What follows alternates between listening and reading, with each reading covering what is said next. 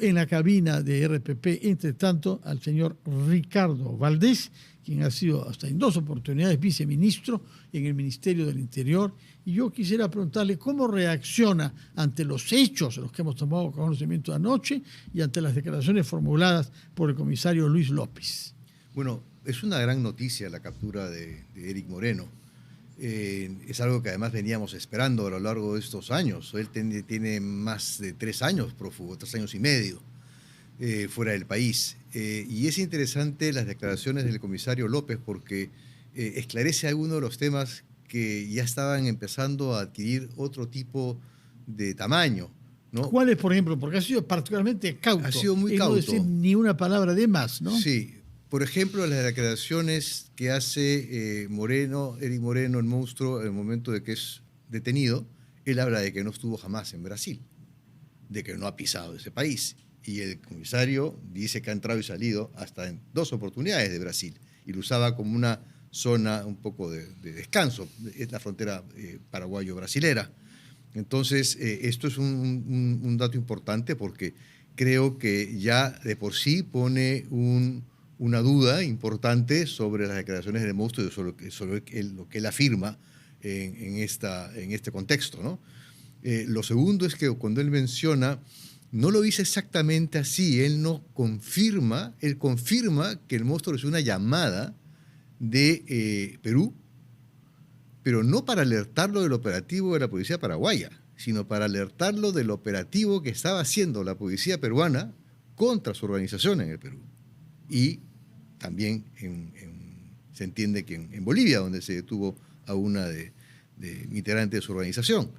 Entonces, ya eso da pie a que hay que tomar las cosas con pinzas, hay que, en efecto, ver cómo evoluciona el proceso de investigación. Yo espero que se produzca la expulsión, porque me parece importante contar con el monstruo aquí, en este país. Esperemos, vamos a ver cómo la justicia paraguaya procesa las solicitudes de extradición que ya tiene, ¿no? Claro, entonces, 4 países ha dicho. 4 países. Incluidos Estados Unidos. Así es. Entonces vamos a ver, debe haber una suerte de presión. Entonces va a tener que tomarse una decisión con respecto a eso, ¿no? Porque si procede la expulsión tiene que proceder necesariamente hacia Perú. De acuerdo a su experiencia como ex viceministro y como investigador en la organización Capital Humano y Social, que se ha ocupado desde hace años con mucho rigor en investigar la situación de las actividades económicas ilegales en nuestro país, ¿qué pasa con una organización criminal de esta envergadura cuando el jefe máximo cae? El jefe que aterrorizaba a todo el mundo y que podía mandar matar a cualquiera que se le rebelara dentro de su propia organización. ¿Qué es previsible que suceda con la banda que él había creado, la organización que él había creado? Lo más probable es que ya haya empezado un proceso de desarticulación bastante importante con la captura de una veintena de sus integrantes meses atrás. Entonces, y también con el debilitamiento de su capacidad financiera. La estrategia de la policía del Perú fue justamente empezar a ahogarlo en el envío de esos dineros, la captura de quienes le proveían los recursos al monstruo en Paraguay. Aunque el comisario dice que eran montos pequeños, ¿no? Pero en fin, quizá tiene también otros circuitos que lo ayudaban a financiarse, porque el ofrecer el quíntuple de lo que piden por su cabeza no es tan fácil, no es un dinero que él tiene bajo el colchón, obviamente tiene que tenerlo reservado en algún lugar. Lo que va a ocurrir es, yo creo que va un desmembramiento rápido, no vamos a ver si tiene la capacidad y la fortaleza de manejar o de recomponer su estructura desde el penal, por eso que es importante que aquí se tomen las previsiones necesarias y de que más bien él sea incurso en un régimen cerrado. El régimen cerrado implica aislamiento, implica un control especial para evitar que recomponga lo que se va a empezar a desmembrar por inercia, simplemente porque no está el jefe máximo y porque no va a tener la posibilidad de comunicarse con ellos. Por otra parte, es cierto lo que él dice, él tiene enemigos, los 2 que él menciona, el jorobado y la otra persona más, Marín, el negro Marín, que por cierto creo que es una decisión, el negro Marín de su propia organización. que le hacen la competencia, ¿no? Que manejaban. Pero que tienen menos envergadura, que tienen menos. No necesariamente, ¿eh? No necesariamente. Yo diría que más bien ellos han ganado este espacio en el territorio del Cono Norte como consecuencia de la salida de Monstruo. ¿Y se puede saber quiénes son los que han estado matando más a los transportistas en Lima Norte, precisamente? Esa estadística no la tengo. Yo supongo que con la presencia del Monstruo aquí se va a esclarecer, porque él dice que le han colgado muchos de esos crímenes del cual él no se siente responsable y considera que él no los ha ordenado. Entonces, lo que él pueda decir y lo que se pueda corroborar, a ver si entra en contradicción o no, es lo que va a permitir realmente tener un panorama bastante claro de cómo están operando las organizaciones. Esa información obviamente es reservada, es parte de la información que maneja la policía y el Ministerio Público entiendo que también la maneja a nivel de lo que es todo crimen organizado. Bueno, entonces ya con esta captura espero, como dije en su momento, que él llegue aquí al país a rendir sus manifestaciones y pueda esclarecer aquello que la policía y el Ministerio Público tengan a bien preguntarle, justamente para poder, digamos, delimitar bien la cancha y saber cómo está operando. Esa información es muy valiosa. Y la información que en efecto se puede obtener de sus teléfonos celulares y estas comunicaciones y de la estrategia que él ha seguido, creo que debe ser muy importante también para tomar una serie de precauciones. No hay que olvidar que no es la única organización que hemos exportado, que ha estado operando desde fuera. También están los pulpos, que han estado operando en Chile. Entonces, hay una... Donde están mucho más controlados. Creo que ha habido una mayor eficacia en la policía chilena, ¿no? Sí, pero sin duda han estado operando también en ese lugar. Entonces, hay ya un crecimiento de organizaciones peruanas también fuera del país. Hay organizaciones peruanas que están operando en Bolivia, básicamente para el negocio del contrabando. No hay una integración, digamos, de la criminalidad a nivel de contrabando en ese lugar. Entonces, regresando al tema del Monstruo, creo que hay información muy relevante que va a ser importante conocer. ¿Y qué relación hay entre estas bandas organizadas que extorsionan incluso a pequeños comerciantes? Hemos visto el caso de una emolientera que ha sido obligada a pagar cupo y si no amenazada, y que ha tenido que cerrar el negocio, como muchos otros compatriotas que prefieren renunciar a lo que es su estabilidad económica antes de humillarse pagando cupos o bien empobrecerse al hacerlo. Quería preguntar, esta actividad de la extorsión con la contratación consiguiente de los sicarios, ¿cómo se relaciona con la minería ilegal? Antes de entrar a ese tema de la minería ilegal, creo que acá es importantísimo saber cómo está operando la extorsión en el país. Antes les he mencionado en otra oportunidad que hay varios tipos de extorsión, no es una sola extorsión.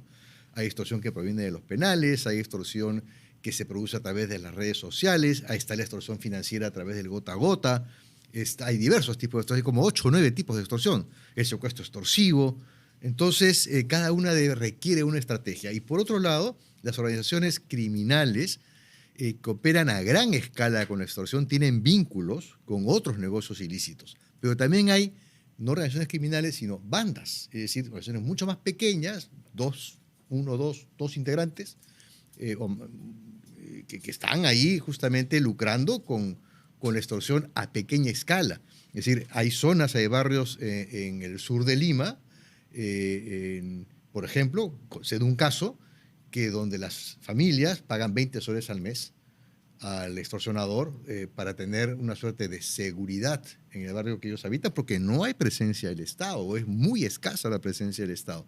Entonces se ha difundido como una forma muy fácil ante la poca, ante la gran dispersión y la poca capacidad que tiene la policía en general para poder actuar contra este crimen tan disperso que opera desde 5 soles o de 50 céntimos para cruzar un puente a 20 soles para cuidarle a uno, y eso es en Lima, o sea, hasta este negocio que en efecto extorsiona molienteras, pero también están farmacias, están bodegas, están, en fin, cantantes Hoteles, de folclore, colegios. ¿No? Transporte público. Entonces no hay en realidad prácticamente ningún negocio, emprendimiento que esté alejado del sistema extorsivo. Y hay varias razones que tienen que hacer con ello.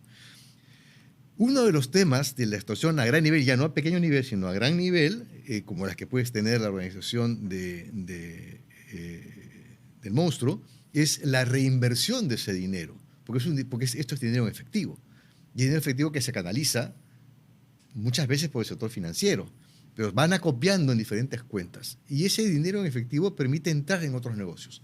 El monstruo entró en el negocio de la droga. Empezó a trabajar también con comercialización y empezó también a trabajar, según tengo entendido, en el negocio de tráfico de cocaína. Hay una triple frontera que tenemos que es Madre de Dios, ¿no? Pando, Arce en Brasil, Pando en Bolivia, Madre de Dios en Perú. Y es una zona por la que eventualmente ha estado también recorriendo. Y tanto cocaína a Brasil. A Brasil, ¿no? Y él está en coordinación ahí con el primer comando capital. ¿En qué situación toma esta excelente noticia, como usted lo ha enfatizado, a la Policía Nacional? Hemos, por una parte, vivido hace más de un año la destitución de un general unánimemente apreciado, como era el general Jorge Angulo. Tengo entendido que está haciendo un procedimiento para ser reincorporado, pero él ya no quiere permanecer. Fue retirado de la Policía Nacional bajo gestión de ministros pasados. Y luego hubo el general Sanabria, que ha sido retirado en días pasados y que está en una situación un poquito particular en estos días. Una suerte de limbo. Sí, una suerte de limbo. Y el número 2, bajo Sanabria, que era el general Arriola. Todo esto ha generado desorden de la misma manera que las polémicas generadas por el exministro Santibáñez, su voluntad de atacar la DIVIAC, disolverla y también de limitar el trabajo de FICOP. ¿En qué situación se halla la Policía Nacional en su moral y en su funcionamiento institucional? Bueno, hay un tema que tiene que hacer con las denuncias que ha hecho el monstruo y con las propias capturas que ha hecho la propia policía, desde la DIVIAC precisamente, en los operativos, donde la propia policía ha capturado policías que eran parte de estas organizaciones criminales. Entonces, hay un tema de corrupción, de mal ejemplo, que surge desde arriba, una suerte de sistema que involucra a buena parte de la policía. A veces son inclusive empujados buenos oficiales a tener que vender el combustible para poder pagar los gastos administrativos ante, digamos, una corrupción mayor que se los lleva de encuentro. Entonces ahí tenemos un problema serio que sin duda alguna va a haber que en algún momento verlo descarnadamente, ¿no? Porque opera desde que los estudiantes, los que pretenden ser policías, pagan por entrar a una escuela de la Policía Nacional. Entonces ahí tenemos un problema muy serio. Algunos oficiales nos han dicho este terrible lema: en la policía quien estudia aprende, pero quien paga asciende. Que es verdaderamente un lema repetido por oficiales, pero ahí están, que es particularmente cruel, ¿no? Y desalentador. 10 coroneles que pretendieron y lograron ser generales en la época del expresidente Castillo. Ahí están los ejemplos clarísimos que pagaron y hay carpetas fiscales y procesos que están abiertos al respecto. Entonces eso no es tan poco común, como dije, o sea, y están policías que están siendo investigados. Entonces, la moral policial no anda bien. Creo que además este zarandeo y estas fórmulas en donde dicen, no, todos nosotros estamos acostumbrados a construir con nuestras manos. Eso no es así. Eso no es así. En efecto, sí, hay policías que realmente logran el concurso de la comunidad, logran motivar a los policías en sus días de Franco para construir. Eso es cierto. Pero hay otra parte que nos explica cómo así el maestro de obras dice que recibe un monto de este tamaño de dinero cuando él solamente ha pedido esto. Y él afirma, según lo que sale en los medios, que el general Sanabria le dijo, lo que te sobra, el excedente, me lo das. Entonces, hay una serie de criolladas, ¿no? Que son maneras ligeras de llamar a la corrupción. Y lo otro que me parece muy interesante es lo que ha pasado un poquito agachado, es esta directiva del general González, el jefe de tecnología e informática de la policía, de prohibirnos a todos, ya lo cerraron, el acceso a la información del CITPOL, el acceso a la información de las denuncias policiales durante 5 años. Y eso es gravísimo. O sea, no vamos a poder saber quién es denunciado. No vamos a poder saber dónde se producen los crímenes, o sea, porque el sistema de denuncias no es verdad lo que afirma. Nos están engañando en los considerandos de esa resolución directoral. El CITPOL no interviene en la investigación criminal, no maneja información sensible. Es decir, lo que hace es distribuir, o sea, tener una idea de dónde se producen los hurtos, los secuestros, las extorsiones, ¿no? Cómo se van incrementando estas extorsiones, cómo se van incrementando o cómo van bajando los delitos, en qué zonas se producen más, en qué zonas se producen menos. Y eso es información muy relevante para el sector privado, para la academia, para los medios de comunicación, para el propio Estado, para los gobiernos regionales y locales, para poder manejar también esa información que es muy rica, en el entendido que las denuncias en general son un 20% de lo que pasa en la realidad delictiva. 20%. Pero aún así, esa información es vital. Ahora, algo que ha mencionado usted, el tema de las zonas, hablemos de regiones. ¿Qué explica que hayan algunas regiones del Perú particularmente afectadas, Trujillo en la capital, Lima y algunas zonas de Lima, no tampoco toda Lima, y otras regiones relativamente protegidas, como es Cusco y como es Junín? ¿Qué explica eso?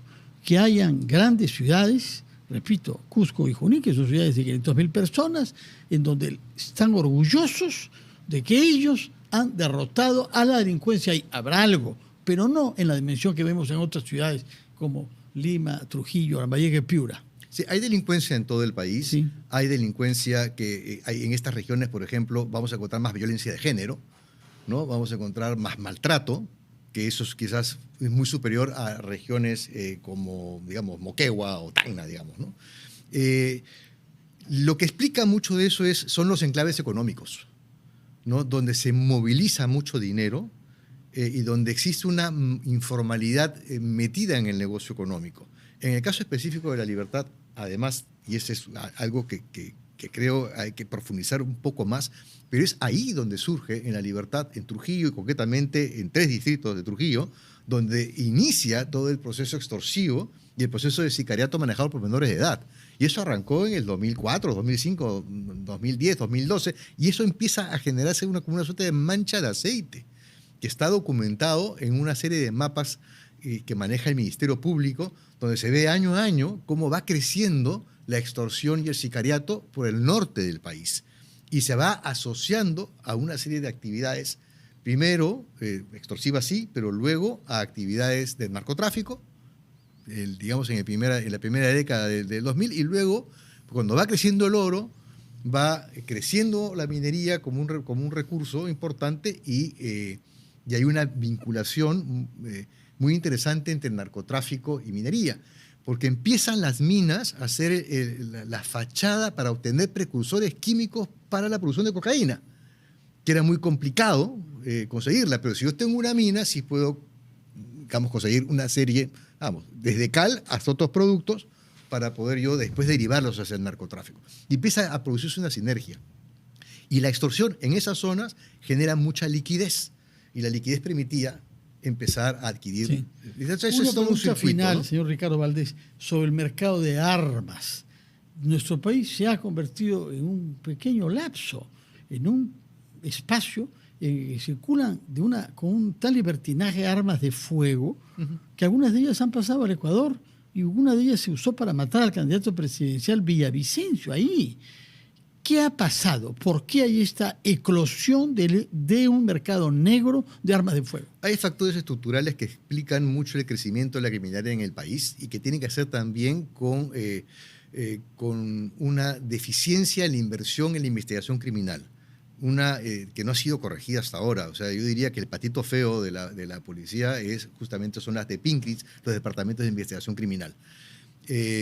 A partir de ahí es que empieza a producirse una serie de crecimientos de ilícitos, y uno de ellos es el tráfico de armas, en donde hay diversos orígenes, desde importaciones de armas con doble contabilidad hasta un intenso flujo de contrabando de armamento, que obviamente se comercializa al interior y al exterior. Así como aquí llega mucha dinamita, explosivos de contrabando desde Ecuador hacia Perú, desde Bolivia hacia Perú, pasa lo propio con el armamento. Y bueno, hay armamento nuestro que además, y eso también ha sido documentado con investigación periodística, muy gráfica, como armamento decomisado por la policía, con número de serie que es entregado a la Subcamec, aparece otra vez 2 años después en la calle. En manos de criminales. En manos de criminales. Entonces, hay diversas formas. Subcamec estaría de alguna manera infiltrada o directamente inspirada por gentes vinculadas a la criminalidad organizada. Pero sin duda, sino como un armamento que esta Subcamec termina después en la calle en manos de criminales. Entonces tenemos, y ojo que ahí no sé si el ministro de Justicia, al asumir el Ministerio de Justicia, renunció a ser director de Subcamec, no lo sé, pero él mientras estaba como jefe de la unidad de monitoreo, era director de Subcamec, ¿no? Bueno, todo esto hace naturalmente mucho más cuestionable que un ministro del Interior que ha sido censurado por falta de idoneidad y cuyos resultados son lamentables, sí, siga ahora en el gabinete en otra cartera. Pero también es lamentable. Y al mismo tiempo que haya dicho esta mañana, exacto, que esta captura se debe a las bases que él sentó. Sí. No solamente es un acto de narcisismo arrogante, sino que carece de toda realidad. Además no solamente es eso, sino que genera con lo que además está por escrito, ¿no? Él en tercera persona se irroga el haber tomado funciones policiales. Él como ministro de Estado no le compete negociar con facilitadores o con informantes. Eso es una función policial. Eso no le compete a él. Nos ha abierto muchos temas, señor Ricardo Valdés. Muchas gracias. El martes va a presentar, me parece, un informe trimestral sobre el estado de la criminalidad en el Perú. Tomaremos nota de eso y lo vamos naturalmente a leer con mucha atención. Muchísimas gracias por su presencia y que tenga usted buenas noches pese a las malas noticias. Y justamente pese a las malas noticias, como ha sido siempre en la humanidad desde que existe el teatro, vamos a hablar sobre un teatro peruano, una obra peruana que está siendo puesta en escena en estos días y que tiene que ver naturalmente con el pasado y con la manera como las personas con cierta edad observan su juventud. Es la pieza Cenizas, inspirada en una canción de la cantante de bolero Toña la Negra, dirigida por el gran director y actor Alberto Ísola e interpretada, entre otros, por José Bárcenas, a quienes hemos invitado pese a la gravedad de las cosas de las que hemos dado cuenta hasta ahora. Vamos a hacer una pausa y recibimos a estos dos hombres de teatro